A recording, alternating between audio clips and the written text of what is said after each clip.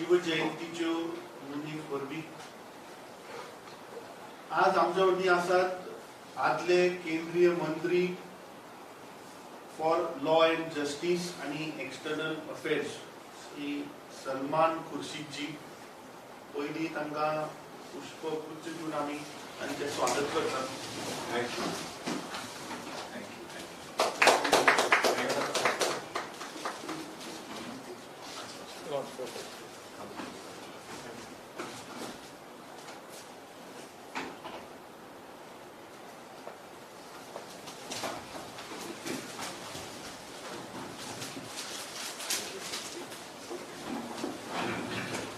आयच्या ह्या पत्रकार परिषदेक आमच्या मदीं आसात आदले केंद्रीय मंत्री श्री सलमान खुर्शीद जी, तशेंच ते सुप्रीम कोर्टाचे लॉयरूय आसात.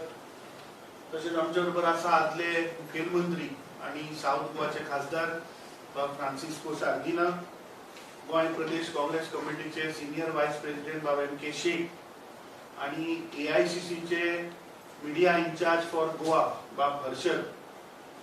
आमच्या सगळ्यांचे हांव येवकार करता. गेल्ली 10 वर्सां ह्या देशान नरेंद्र मोदीचे सरकार आणि ही पीडित जनता ह्या देशातली जे 2014 ताणे त्या जनतेक जी फटींग आश्वासनां दिल्ली ती आज प्रत्येक गोंयकार प्रत्येक नागरीक पीडित आसा. सो हाजेर संबोधित करपाक आमच्या मदीं आमचे आदले केंद्रीय मंत्री हे 10 वर्सां जी अन्याय काल आसा हाजेर विस्तारान तुमकां संबोधित करतले. Shri Salman Khurshid. Thank you very much, and it's an honor to be speaking to all of you in the presence of Mr. Salvi, who's been a good friend and as you all know, an outstanding leader for this wonderful state of Goa. I have a personal connection with Goa from my wife's side. Her father, late Praxi Fernandez, was the first chief secretary of Goa soon after the birth of Goa as a state integral to India's unity.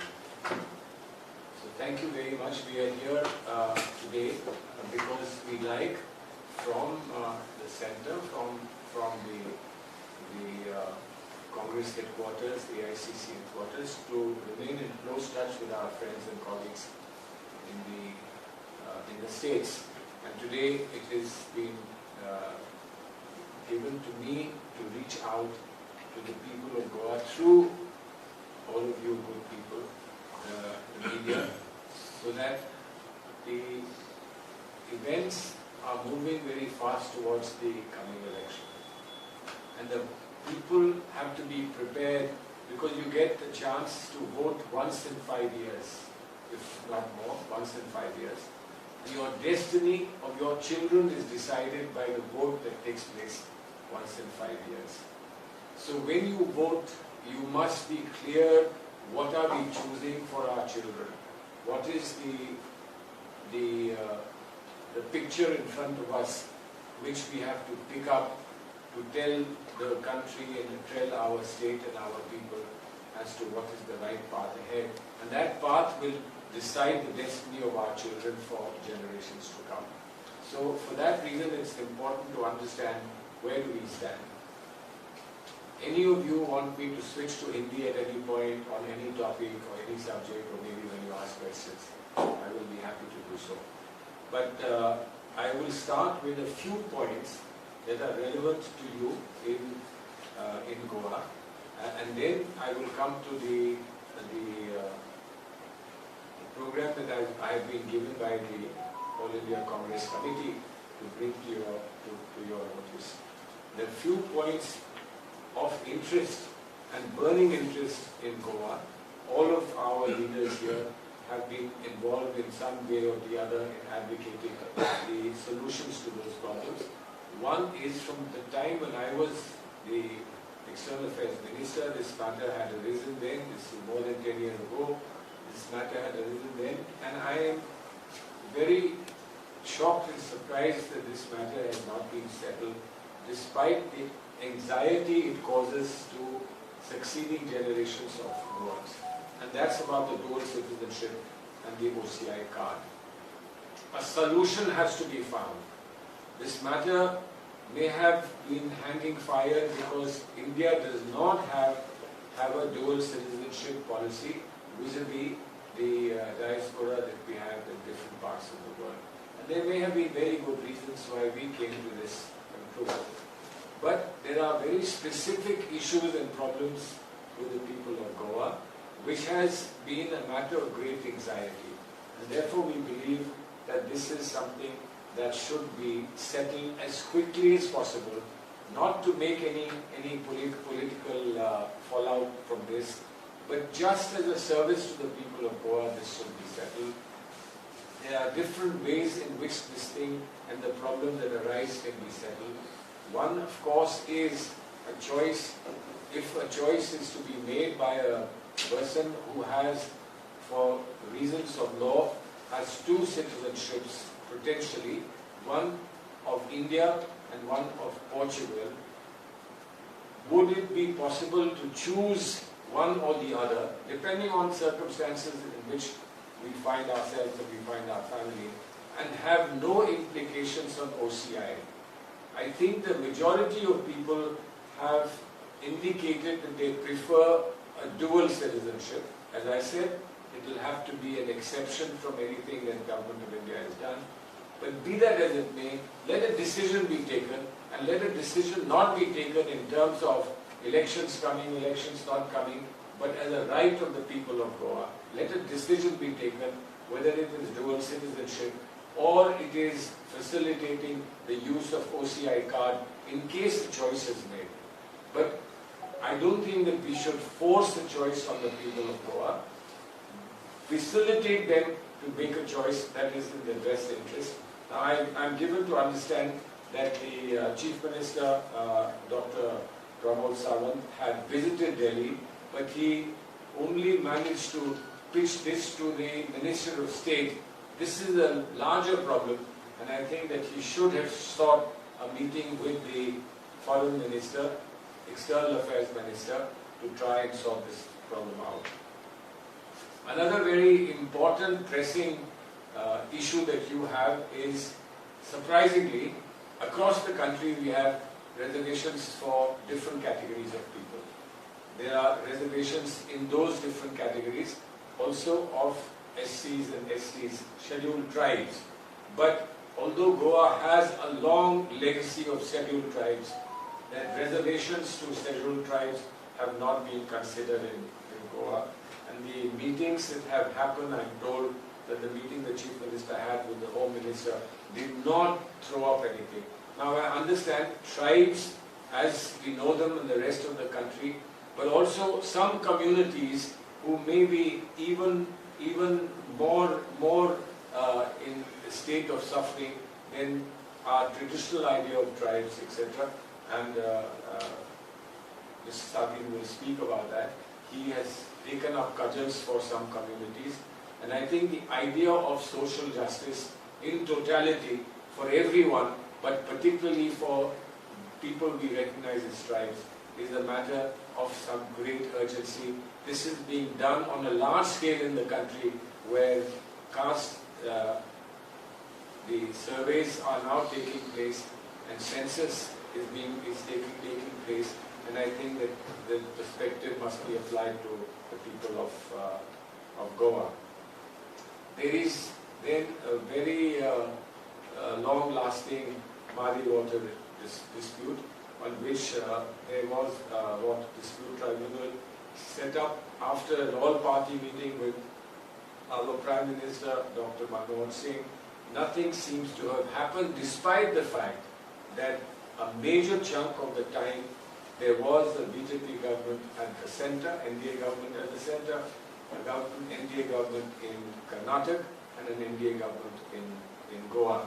Yet nothing has come of it, and this can only be resolved with the center taking a proactive interest, particularly when they have control or they have association with governments in the state levels.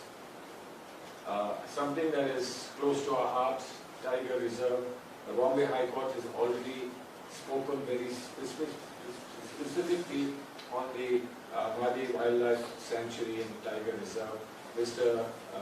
Jairam Ramesh, when he was minister, and I was his colleague in government, has already indicated to the then Chief Minister that there should be this notification. Despite governments, that letter was written on the 28th of June 2011. That was written to the Chief Minister then, Shri Digambar Kamat, to declare the wildlife sanctuary. Hasn't happened then, it hasn't happened now, despite the High Court actually suggesting that this should be done.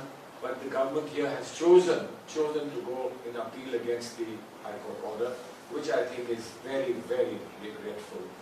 Then, of course, ultimately, development versus conservation is an important sentiment in Goa. I'm aware of this, I'm familiar with it, whether it is your coastline, whether it is your forest areas, whether it is your urban areas, but development and conservation, the conservation in the traditional nature of Goa being different from the rest of the country, Goa having its unique culture, Goa having its unique nature.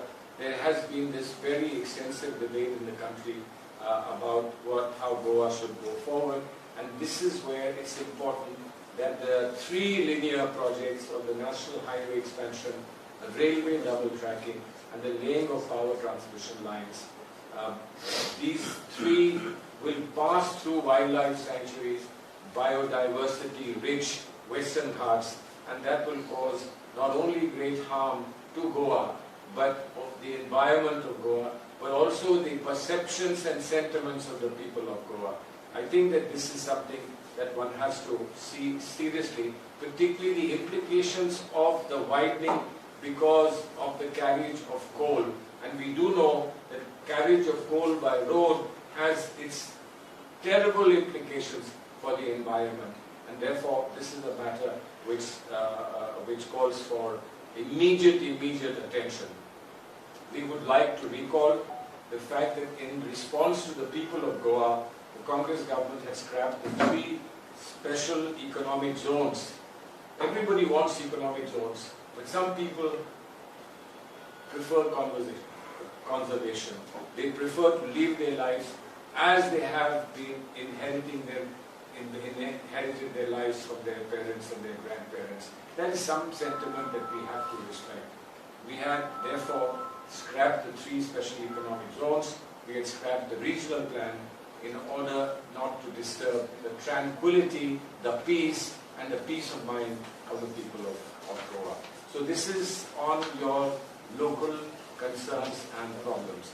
Now please, before you ask me questions, let me address you on, and then Sadi will also say something. Can I just address you now on what the Congress party headquarters have described as the 10 years of anyay, of injustice. 10 years of injustice that has been inflicted on the people of India, 2014 to 2024. So mark my word carefully on this. We are seeking support from the people of India for becoming Nyay Yodhas, becoming warriors for justice. And the clarion call for warriors of justice will be given by our leader, Mr. Rahul Gandhi, who is today, just now, this very moment, in the state of Uttar Pradesh, which is my state, home state, and he is taking his second Nyay Yatra. The first one was Bharat Jodo Yatra. Bharat Jodo Yatra and the Nyay Yatra are now going through Uttar Pradesh, been to Allahabad yesterday, and they should be getting to the heartland of Uttar Pradesh, Amethi and Raebareli today and tomorrow. So please note that I have given up being there with my leader in my own home state to be with you. How important it is to get this message across. Now, we start with rampant unemployment that has happened. Rampant unemployment that has happened in the 10-year period. Highest unemployment rate in 45 years. Mr. Modi must take the responsibility. Indeed, he must take the credit for creating the highest unemployment rate in 45 years, unemployment having gone up from 1 crore to 4 crores. 42% young graduates are left without jobs and therefore without hope. 42% of young graduates. It's so difficult to become a graduate to begin with, and then this happens. My colleague tells me that Goa has unfortunately got the distinction of being #1 in unemployment as per NITI Aayog. Then so you know the pangs and pain of being jobless. Look at the economic blunders that have caused it. Joblessness doesn't come without an environment of slackening economy.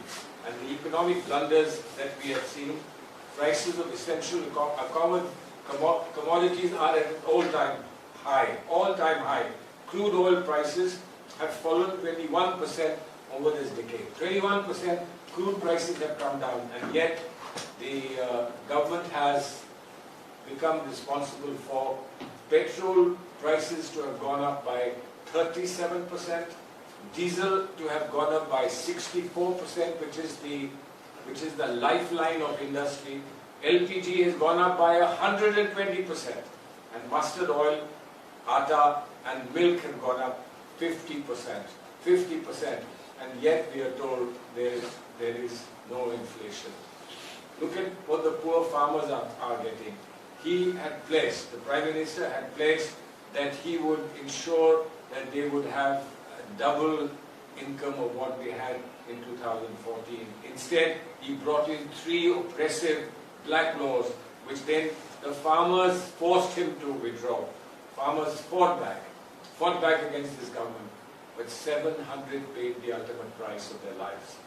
Insurance firms have raked in 40,000 crores under the PM Fasal Bima Yojana, agricultural insurance, while the farmers have barely got anything out of it. The farmer suicide rates is a tragic sentiment of the betrayal that the farmers have suffered. Now MSP, there's so much talk. Delhi is now today completely cut off by the farmer protest. The MSP increase during the NDA time, wheat has increased by 52%, paddy by 55%. Now if you think that is a high number, then the wheat in the UPA time had increased by 118%, and paddy had increased by 140%. Mr. Rahul Gandhi has made a clear pronouncement that we would give legal backing to the MSP as soon as we come to power. Look at the fate of the workers. Nothing worse than what happened when COVID lockdown was done within hours, and where COVID lockdown caused workers to be abandoned, and 4 crore migrant workers walked with their children, walked because the trains were not running, the bus services were not being provided, and they had to get back home. Without anything, without food, without shelter, they had to get back home. Workers' wages that had steadily increased in the 10 years under the UPA have remained the same in the 10 years of the NDA government and Mr. Modi's government. So while you see the workers being in this very distressful state, what is happening with what is being described by the AICC as the Modani Raj, money being stacked in their pockets, monopoly over airports, electricity, which is all leading to price rise. 12,000 crores overbilling for coal, 20,000 crores offshore Benami investment, LIC forced to put 30,000 crores into an Adani investments, 7,400 crores Jharkhand power scam, and the public bank forced to give the Adani group 40,000 crores. Biggest scams have just been swept under the carpet. Then let's look at what's happening to SCs, STs. We just talked about the tribals just shortly, and the OBCs that have been betrayed. Crime rates against SCs and STs up by 40%. The privatization constantly is reducing the benefits of reservation given to SCs, STs and OBCs, while the suppression of caste census hides the true picture of what is the truth at the ground level. Let's come to women. Goa is proud of its record of equal justice given to women. But look at what is happening in India. 86 women raped every day. 86 women raped every day. It's the continuing fall of shame. And 3 out of 4 criminals go scot-free. Yet the BJP government, the BJP defends rapists in Unnao, Hathras, and in the Bilkis Bano rape case. This is specific to women of our important part of our society. But look at what is happening across the board in our matter of social disharmony. BJP leaders, including CMs and MPs, have overseen a campaign of hate speech against SCs, SCs and minorities, obviously for electoral reform. What have we seen? Mob lynching, vigilante killings, even urinating on innocent scheduled caste persons, gang rapes and flogging. And the criminals have even been garlanded by BJP leaders. Institutions subversion. What do we say? What do we say about what is being done with the Election Commission? What is being done with the media? I'm sorry your media is present here. You know better than we do. What is being done with the toppling of elected governments in Arunachal Pradesh? Your own experience in Goa, Manipur, Karnataka, Puducherry, Madhya Pradesh and Maharashtra.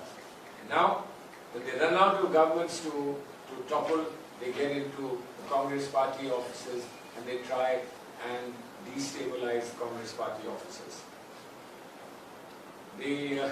Since 2014, this is important, ED has pursued 5 times the cases it used to do, and 95% of these cases are against politicians.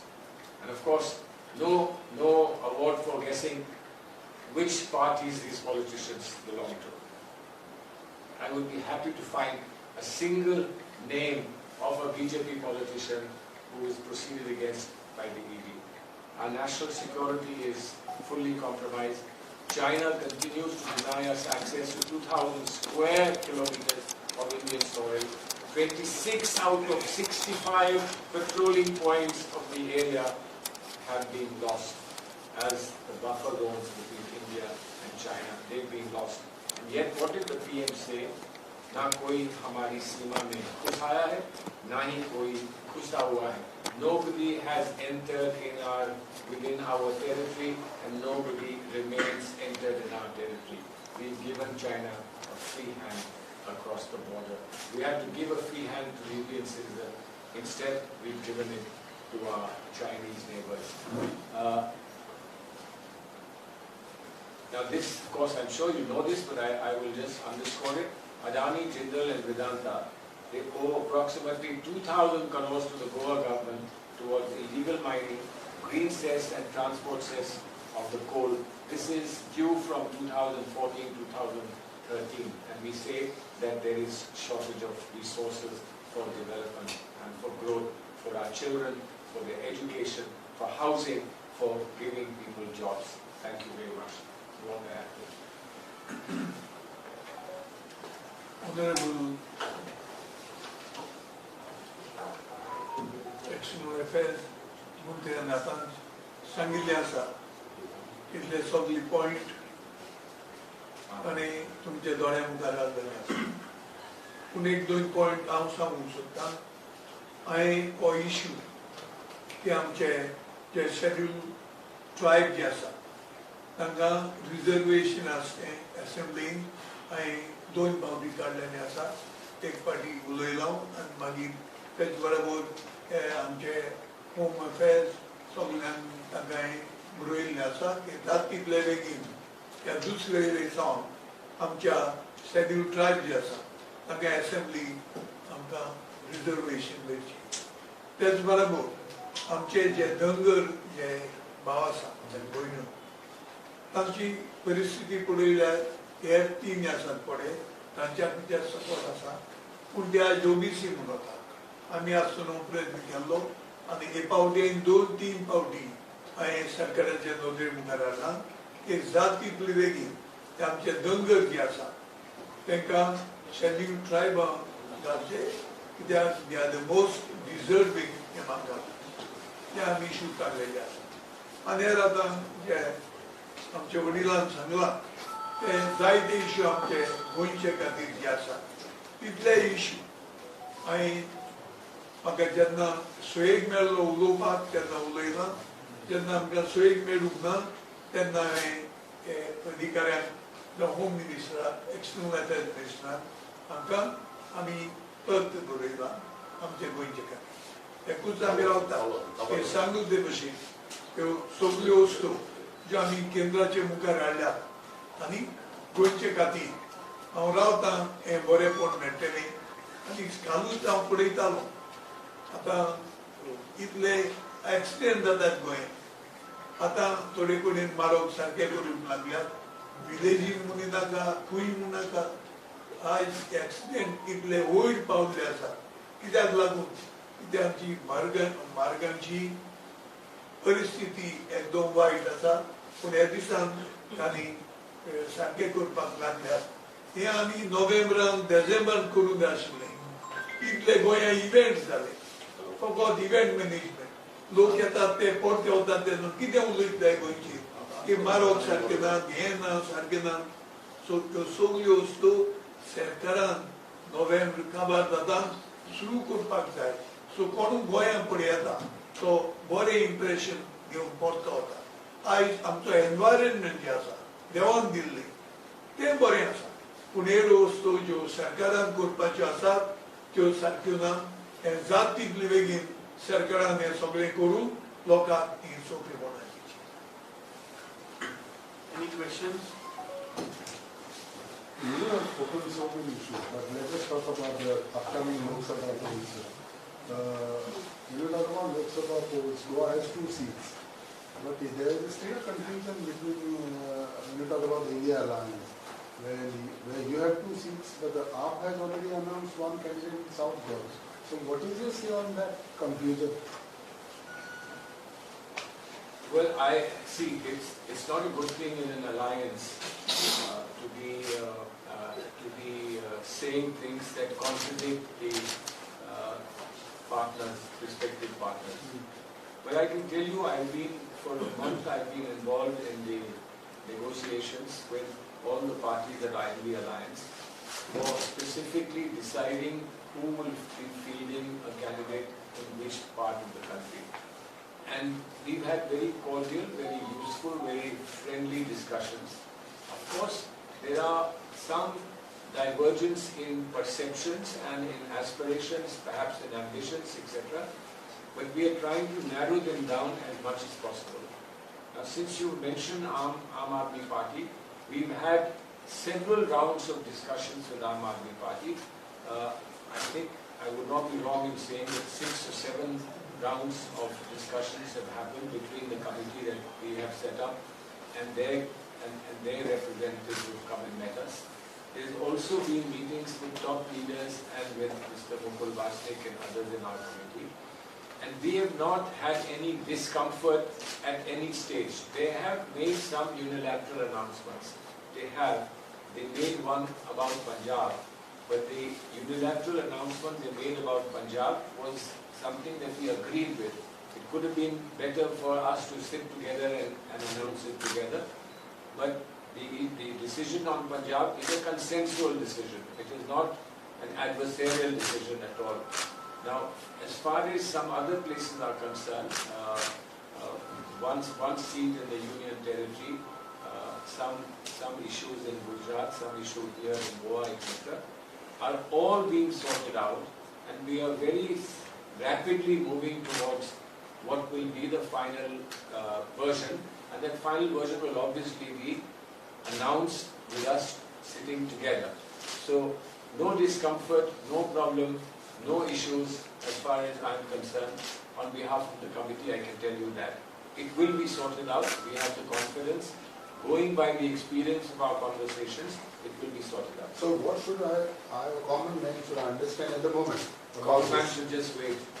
So, the announcement on that. No. I'm just saying common man should just wait. So it is not the final version. See, a final version will only come when whatever is said by both of us sitting together, or the alliance sitting together. There are certain protocols of the alliance that all the leaders will sit together, or representatives of the leaders will sit together and make some announcements. So in some places this is happening. I'm talking about specifically on Goa. No, I'm talking about Goa, I'm talking about UP. Some announcements are made in UP, the discussions continued. Some more announcements are made in UP, discussions continued. Now we've reached a point when we can both together sit down and announce. So there will be an announcement together. Today, it would be unfair on my part to say that is not right, or for me to say, no, that is right, because then what are we negotiating about? Negotiations are going on even today while I'm not there in Delhi.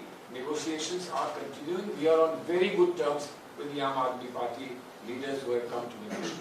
In Goa, if you talk about, say, Lok Sabha, how long the Congress would decide or take to announce those candidates? Because you hardly have time. You need to move around to 40 conferences, suppose in South. We are working in parallel. I do understand that your PEC has already met and that the screening committee is in the process of meeting. They've met once, they will meet again. Unlike UP, you don't have to decide 80 seats. You have to decide only 2 seats. So it can all be done quickly and rapidly. I'm on the Central Election Committee. All that will come before us and we'll also quickly decide. But as I said, we tried to put a timeline, but it was difficult to put a timeline. So many things were happening at the same time. But there's a continual process going on by which we can hope to finally give you as to what is the final decision very, very shortly. We are all working towards Roughly by when? Now I can't say that because if I say 3 days and then you ask me, you said 3 days in Goa, now you come here and take more time. As quick as possible. So why are big leaders on the way to leave the Congress party? Are they afraid about the ED and all? There are some people coming to the Congress party. I can't comment on who's leaving and who's coming. But the major leaders are leaving the party. No. Major leaders are leaving the party, but some major leaders are sitting here not leaving the party. Aren't you interested in us for not leaving the party? You're only interested in those who are leaving the party. No, but what sort of signal does it send to the common man?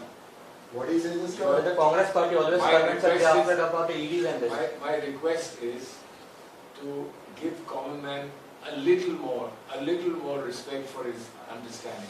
We are all here because of the common man. Democracy is here because of the common man, not because it's just us. The common man knows what democracy is.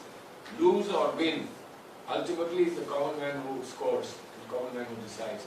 Don't worry about the ED or don't worry about anybody else. They are not fighting elections.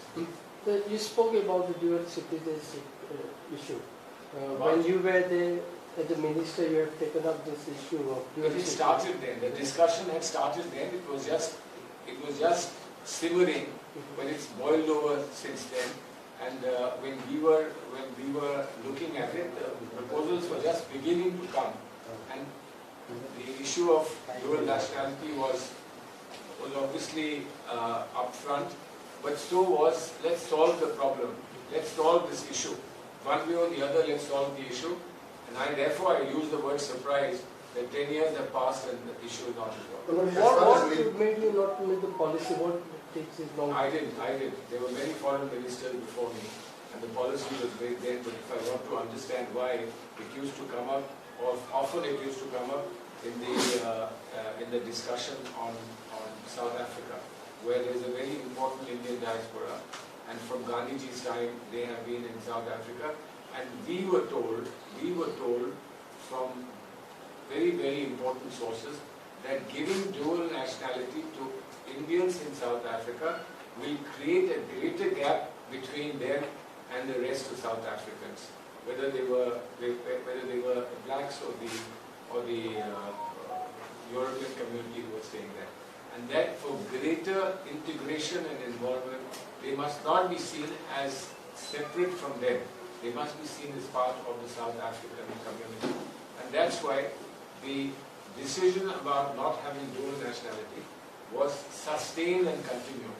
I wasn't the first one to think that. But as a former foreign minister, external affairs, and as a legal expert, do you feel dual citizenship is an easy subject? It's not an easy subject.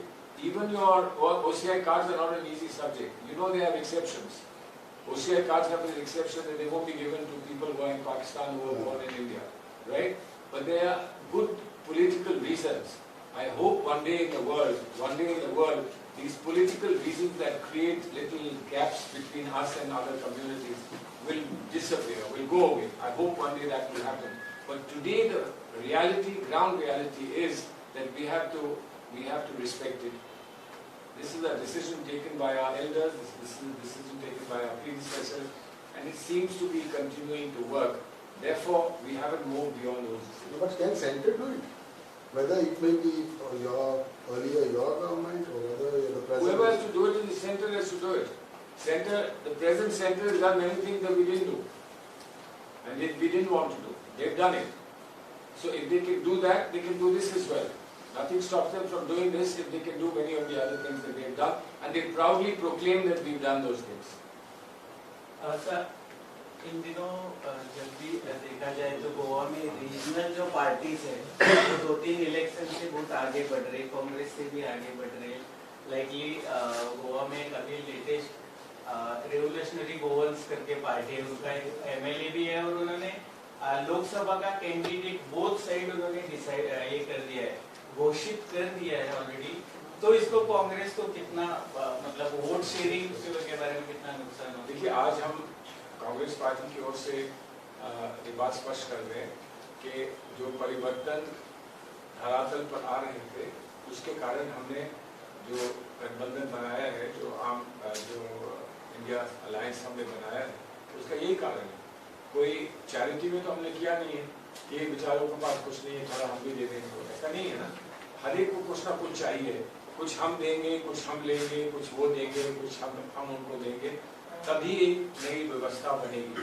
जो नई व्यवस्था बनेगी वो कल को मानिए उसमें mergers शुरू हो जाए, लोग ये कहें कि जब हम एक ही साथ लड़ रहे हैं तो हम अलग अलग पार्टियों से क्यों लड़ते हैं, चलिए एक ही साथ आ जाएं, ये सब हो सकता है।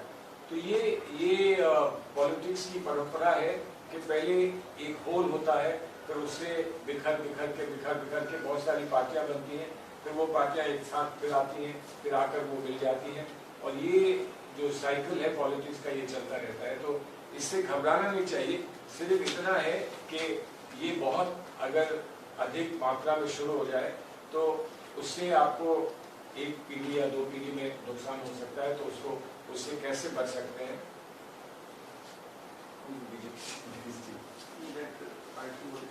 अच्छा, वो पार्टी बात है, ये लोकल कमेंट दे रहे हैं वो, लोकल पार्टी को ये लोग ज्यादा समझते हैं तो समझते नहीं। लेकिन ऐसा है कि कहीं ऐसा माना जाता है कि ये बीजेपी आगे नहीं बढ़ पा रही है हमारे विरोध में, तो वो किसी का सहारा लेते हैं और उनको अपना बी टीम पेश कर देते हैं कि ये जीते ना, हम जीते ना जीते, लेकिन ये थोड़ा सा नुकसान पहुंचा रहे हैं। तो एक उर्दू में एक शेर है, शेर नहीं है, एक फ्रेज है, हुब से मार दिया। तो हुब में आप you can do something for the love of God and you can do something because you hate God. So you have to take your own lessons. और एक सर जो अन्य पक्षों के एमएलएज है कांग्रेस के या अदर स्टेट में जितने भी अदर स्टेट की भी है, जो पक्ष छोड़ के सत्ताधारी जो पक्ष है उसमें जो जाते हैं अपना, तो उसके लिए एंटी डिफेक्शन लॉ है, वो उतना स्ट्रॉन्ग नहीं है अभी, ठीक है, तो उसके बारे में आप क्या कहेंगे? देखिए, एंटी डिफेक्शन लॉ ये कहा जाता है कानून में कि कानून आप कितना भी मजबूत बना दो, जब तक कानून को लागू करने वाला मजबूत नहीं होगा कानून कुछ नहीं कर सकता। कानून को सपोर्ट अगर जनता की मिले तो कानून का जो इफेक्टिवनेस है वो कुछ और होगी, और अगर जनता ही हाथ अपना छोड़ दे तो फिर कानून आप जो भी चाहो बना लो, उसका कोई फायदा होगा नहीं। लेकिन ये एक समस्या है, गोवा जानता है, गोवा इस बात को जानता है कि डिफेक्शन कितनी बड़ी समस्या है भारतीय डेमोक्रेसी के लिए और उसको कैसे ठीक किया जा सकता है, ये एक बहुत बड़ा प्रश्न है। ठीक करने में जो सत्ताधारी रूल है पार्टी है उसका बहुत बड़ा रोल होता है। ऑपोजिशन तो बेचारी कुछ कर ही सकती है, करेगी, प्रोटेस्ट करेगी, ये करेगी, वो करेगी, लेकिन जो सत्ताधारी दल है उसका एक बहुत बड़ा महत्व होता है। अब वो सत्ताधारी दल सही चले ना चले, जनता का फिर उस पर क्या प्रतिक्रिया हो, जनता उसको अप्रूवल देना दे, ये सारी बातें डेमोक्रेसी की हैं। लेकिन democracy is the best form that we know, democracy is not perfect. बहुत बहुत शुक्रिया, धन्यवाद। Thank you.